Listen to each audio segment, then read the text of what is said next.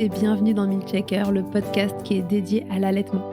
Milkshaker car en 2020, j'ai décidé qu'ici, on allait agiter les idées reçues qui font la vie dure aux mamans allaitantes. Je commence par me présenter, je suis Charlotte Bergerot-Palisco, je suis ostéopathe de formation.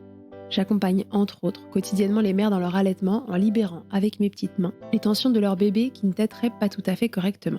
Je suis également formatrice en ostéopathie pédiatrique et sur le sujet spécifique des troubles de la succion des nourrissons et podcasteuse à mes heures pas si perdues. Enfin, je suis surtout la maman de 2 enfants, l'un allaité 1 année et l'autre est en train de téter au moment où j'enregistre cette intro.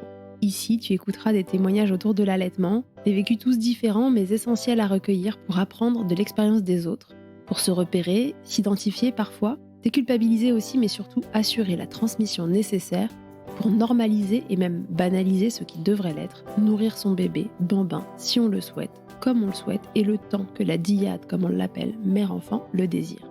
Et ce n'est pas tout. Car si l'allaitement était facile, ça se saurait. Le manque de transmission d'informations n'épargnant personne, il me semblait essentiel que ce podcast s'adresse aussi aux professionnels entourant les mères durant cette période. C'est l'intérêt des épisodes experts que vous pourrez écouter régulièrement, que vous soyez parent ou soignant, pour vous orienter face aux difficultés rencontrées. On y traite toutes sortes de problématiques liées de près ou de loin à l'allaitement et plus encore. Un seul objectif ici, informer le plus largement possible. Et pour cela, j'ai besoin de vous. Dès qu'un épisode vous a plu, aidez-moi en le faisant voyager pour qu'il arrive dans chaque oreille qui peut en bénéficier.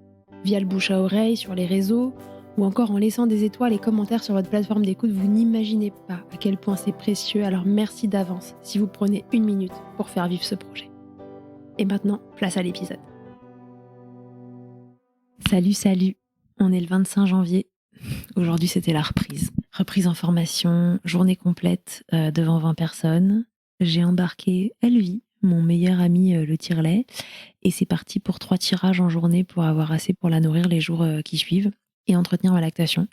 Apparemment, la journée, elle s'est hyper bien passée avec la nounou. Je l'ai déjà dit, je crois, mais j'ai la chance d'avoir une nounou super en qui j'ai une confiance absolue. Ça fait du coup 5 ans qu'on la connaît avec le grand et j'avoue que ça compte vraiment beaucoup parce que je sais que même si Roma a des coups de blues, et ben elle sait y faire, qu'elle est hyper bienveillante et que ça roule. Donc bon, visiblement la journée s'est bien passée. Ça se passait bien, mais il y avait quand même des pleurs régulièrement. Il fallait sortir avec la poussette, la mettre en portage, etc.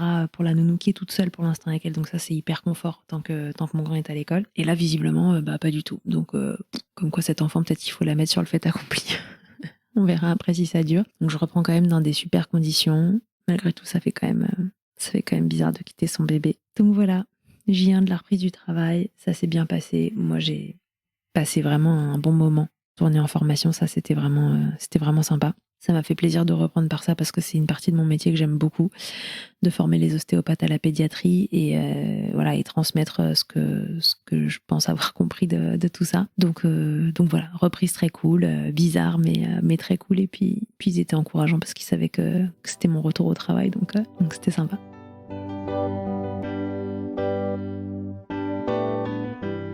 On est le 29 février. Bon, cette formation, elle s'est très bien passée. Donc, c'était 25, 26, 27 janvier. Ça s'est super bien passé avec la nounou. Le 3e jour, elle était avec mon conjoint et mon fils, puisque c'est quand je suis en formation, il y a un samedi dans l'histoire. Franchement, ça a roulé. Moi, j'étais très contente de la retrouver le dimanche. Et puis là, j'ai une petite semaine de transition entre les deux où je suis pas encore en consultation, mais que la nounou est avec elle une demi-journée à chaque fois.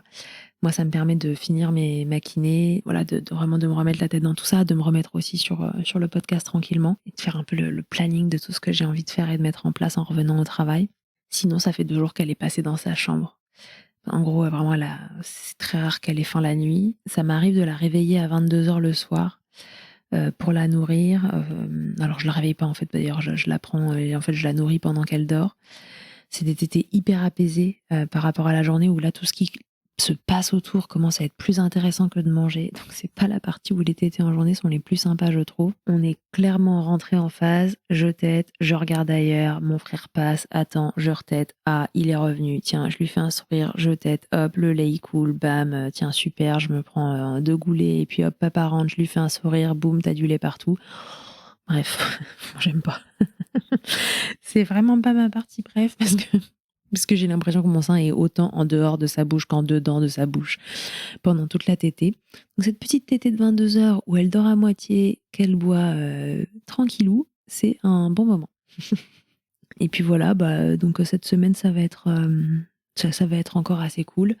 Je tire mon lait une fois dans la journée, une fois dans la journée, une fois dans la demi-journée. Et puis après, c'est moi qui récupère le bébé pour finir la journée. Donc je profite encore un tout petit peu d'elle. Je gratte ces dernières heures de semaine, pas comme celles qui suivront. Et je me prépare à la reprise des consultes la semaine prochaine.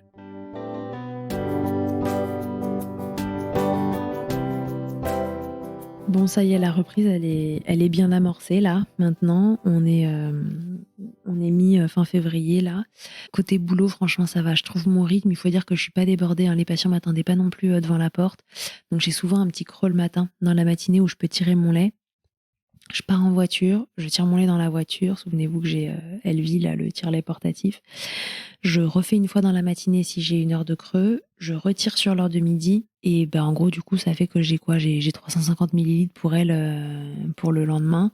Elle se fait 200 millilitres vers 11h midi, là, un truc comme ça, j'ai l'impression, avec la nounou. Et puis après, elle refait un repas sur les coups de 15h30, je crois, avant qu'ils aillent chercher le grand à l'école. On a tranquillement démarré la diversification, mais ça l'intéresse pas de dingue pour le moment. Pourtant, elle est intéressée par nous quand on est à table, etc. Mais bon, quand vient son tour et que c'est des purées, parce qu'à ce stade-là, il faut lui donner des purées, ça n'a pas l'air de la passionner plus que ça, donc on y va vraiment tranquille, on lui propose des petites cuillères par-ci par-là, elle prend pas, elle goûte, et puis voilà, on n'en fait pas d'histoire. Le rythme des tétés, c'est au petit matin, en gros 2 fois un peu de suite. Ensuite, voilà, comme je vous disais, elle mange à 11h30, à 15h30, et puis moi je lui redonne en arrivant le soir, en 2 fois, avant de dodo, plus ou moins la tétée de 22 heures si elle était très fatiguée quand je suis rentrée pour bien téter avant de dormir, et puis ça roule comme ça. Les nuits, c'est pas foufou, hein, ça s'est un peu dégradé ces derniers temps. Elle a pas mal de réveils et puis parfois elle a du mal à se rendormir. On vient de la passer dans sa chambre, le temps de s'adapter aussi, parce que ça fait un peu bizarre de plus l'avoir à côté de nous. Mais en fait là, vraiment, moi de mon côté, il était temps parce qu'elle commençait franchement, moi, à me déranger, d'être à côté, non pas par ses réveils, etc., mais parce que elle grattait en permanence son cododo à côté de moi. Avec sa petite main là, griffue, elle venait gratter le côté du cododo. Et vous savez, les côtés des cododos, il y a un bout qui est un peu en résille. Oh là là, elle m'a rendu dingue 2 nuits d'affilée. Je lui dis, écoute ma chérie, tu vas aller gratter dans ta chambre parce que moi, je ne tiens pas du tout comme ça. Donc, 5 mois et demi bientôt d'allaitement, ça va vite, hein. Ça va vite, ça se passe bien. Encore une fois, l'allaitement, là, dans ces stades-là, c'est quand même, ça devient un peu un non-sujet dans le quotidien. Le sujet, c'est qu'il faut que je tire mon lait la journée quand je suis au travail. Mais j'arrive à trouver un rythme qui est cool, et puis ça se passe bien, pourvu que ça dure comme ça. Et elle, ça roule, elle s'est hyper bien adaptée avec la nounou. Elle qui était si dure en affaires pour passer dans les bras de quelqu'un d'autre, mais en fait, il fallait vraiment la mettre sur le fait accompli, à mon avis, parce que maintenant, elle est hyper détente. Elle est vraiment hyper détente. Je la vois quand la nounou arrive le matin, elle lui tape des smiles de malade. Quand elle part le soir, elle est là comme une dingue avec elle devant la porte.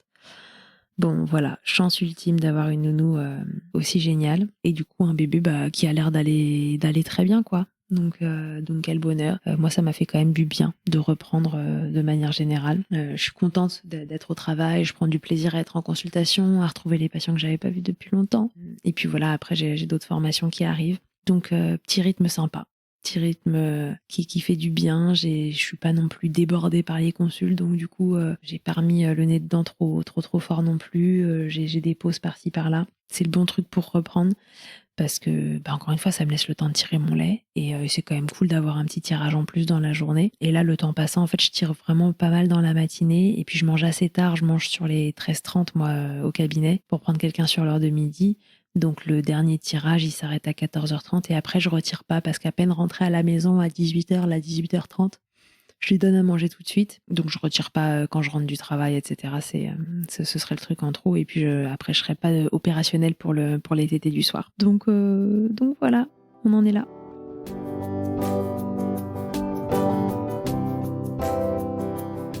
On est le 30 mars, tout a repris, le podcast a repris, les consultes ont repris.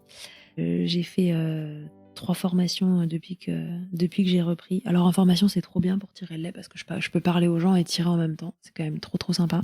Je l'explique dans l'épisode sur les tire-laits participatifs qui est sorti entre-temps, le 101, si vous voulez l'entendre pour savoir le comparatif, les retours de maman sur ça. Donc en formation, c'est hyper simple. En consulte, bah voilà, si j'ai pas de pause dans la matinée, c'est un peu moins simple, mais bon, je tire un peu plus le matin, un peu plus sur l'heure de midi, et puis ça passe. Et puis j'ai quand même un peu de lait congelé, donc si vraiment il y a un jour où j'ai pas eu le temps de tirer tout ce que je voulais, bah je complète avec du lait du congélateur. Et puis si ça se passe pas plusieurs jours d'affilée, ça vient pas impacter ma lactation du tout. Donc voilà, tout ça est cool, ça se passe super bien. Roma, elle est toujours aussi heureuse avec la nounou. Bientôt, elle aura une copine qui va débarquer en garde partagée avec elle, parce qu'il y a un bébé qui va partager son quotidien. Donc ça va être sympa aussi. Maintenant, elle a bien profité de la nounou pour elle toute seule. Puis ça faisait plaisir à la nounou aussi, voilà, de découvrir ce bébé-là dans des bonnes conditions.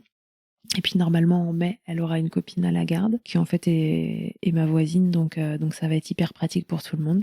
Et puis là, au moment où je vous parle, elle a 6 mois et demi. Ouais, ça passe tellement vite. Les tétés de la journée, c'est toujours la même galère parce que de toute façon, s'il y a de la lumière ou quelqu'un autour, elle fait rien. Alors, et son frère, ils sont connectés tous les deux, donc s'il est dans les parages, laisse tomber maman, ça m'intéresse pas du tout ton histoire de sein. Ça me branche pas. La diversification, elle s'est super bien enclenchée. Elle a eu un déclic à un moment, ça s'est mis à l'intéresser, donc elle mange des purées encore pour l'instant. Là, je lui ai fait il y a 48 heures des flancs de lait maternel que j'ai loupés parce que je respecte jamais les recettes. Donc je l'ai loupé, j'ai mis trop d'agar-agar, il est trop épais. Alors je l'ai remixé après pour en faire une espèce de compote, enfin c'est n'importe quoi. Donc c'est 500 millilitres de lait maternel pour deux, je ne sais pas quoi, d'agar-agar, enfin un sachet d'agar-agar, et moi j'ai mis que 400 millilitres de lait parce que c'était ce que j'avais dans le frigo. Donc évidemment le truc est trop épais, ça lui fait un espèce de truc gélifié, vous savez, comme les desserts anglais là que vous voyez gélifiés dans l'assiette. Et la texture pour l'instant elle lui convient pas encore, donc comme la moitié recrachée, mais en le mixant aujourd'hui comme une compote. Donc voilà, j'ai pris le flanc, je l'ai remixé, ça a fait comme une compote de lait. Et puis elle goûte à ces petites compotes en même temps. On a quasiment que du popote à la maison, la marque Popote. Et franchement, c'est top parce que c'est du mono goût pour la plupart. Donc je lui fais goûter comme ça petit à petit. Et puis typiquement aujourd'hui, on avait du monde à la maison l'après-midi. Je l'ai fait téter à sa sortie de sieste. Et puis après, quand il y a du monde, c'est impossible de la faire téter tranquille. Donc du coup, elle a pris ça en plus de sa compote. Elle a kiffé, apparemment. La compote de lait, ça marche. Le lait en compote, ça marche très très bien. Donc bon, voilà, on compose au quotidien avec tout ça. Et puis ça continue de rouler. Là, vous voyez, on est week-end de Pâques, on est le 30 mars, donc on a 3 jours ensemble. Et puis hier, j'avais pas de nounou qui passait une journée avec ses enfants, qui avait pris une journée. Donc je profite d'elle, je profite de mon fils aussi. Je reprends vraiment dans d'autres conditions que là où j'avais laissé le travail, où j'étais hyper fatiguée.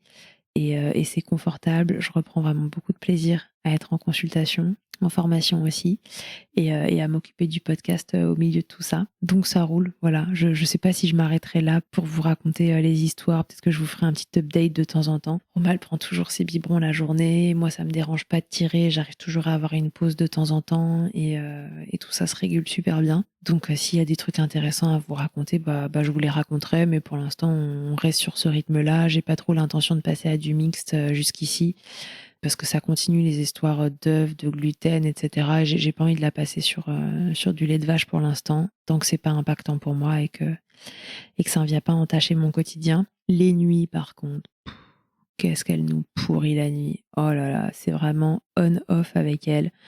Le grand nous avait habitués à faire des nuits de 12 heures à 4 mois de vie. Autant vous dire que là, on ne joue pas du tout dans la même cour. L'enfant est retors. Plus le temps passe, plus elle se réveille. Pour un oui, pour un non, je veux un bisou, je veux machin. Bon, c'est rare qu'elle ait envie ou besoin de téter. Mais en tout cas, ça se réveille. Si elle m'a fait un peu le pic des 6 mois, là, hein, clairement, où elle s'est mise à retéter la nuit, bon, bah très bien, elle a tété la nuit. Ça lui est passé et là, vous voyez hier, vraiment les nuits c'était très, très chaotique donc j'ai même recontacté la kinésio dont je vous parlais la dernière fois qui nous avait un peu aiguillés sur les histoires d'intolérance à l'œuf et au gluten, enfin des intolérances, des allergies à l'œuf et au gluten. Et bah, écoutez, je vous dirai s'il y a eu du mieux, si ça vous intéresse parce que pour le coup là, quand les nuits elles sont chaotiques et que la journée faut travailler, c'est un peu plus dur. Mais vraiment, je me rends compte à quel point l'allaitement, ça vous sauve dans ces cas-là. Moi, je suis quelqu'un qui a besoin de beaucoup de sommeil normalement. Franchement, en temps normal, si j'ai pas mes 8 heures de sommeil, je suis pas contente quoi. Je suis grognon, je suis ronchon et ça va moyen.